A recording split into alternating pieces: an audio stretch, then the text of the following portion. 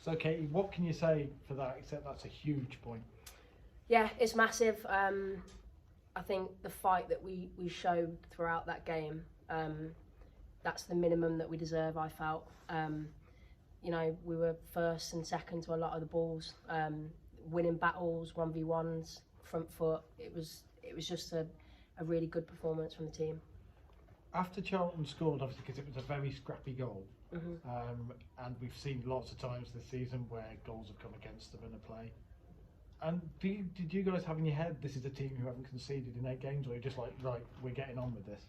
To be honest with you, our mindset has been a lot about ourselves. I think it has to be. When you're in this situation, you've got to be strong.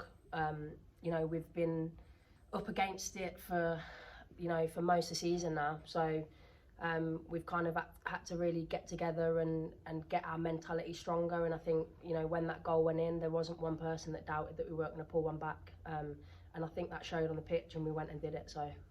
And it's a bit of a cliche question, but obviously as a striker, when the ball fell to you in the box, was there any doubt you were putting that into the top corner? I didn't see or hear anything other than that ball coming to me, and it was going in the back of that net. And I think you know, in training, I've been really working hard on myself. My finishing, you know, Joe Potter's been working really hard with me with a lot of, you know, my touch on the ball, my shooting, playing forward, and I think it was just a matter of time for me. But I've got to build on it now. I've got to keep putting the ball in the back of the net and helping the team everywhere I can. And the celebration, you could see what it meant just from you personally and the team as well. I mean, is it just a blur when the ball hits the back of the net with a goal like that, or do you kind of know what's happening?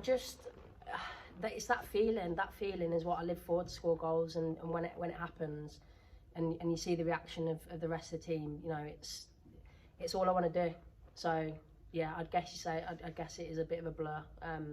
But you know, there's no better feeling than having all the team jumping on top of you and celebrating with you and knowing how much it means. So.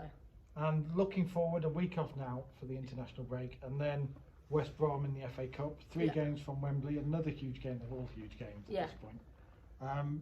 Does the focus fully turn to that? Is it nice to take a break, if you like, from the league? I think the focus doesn't stop on us, really.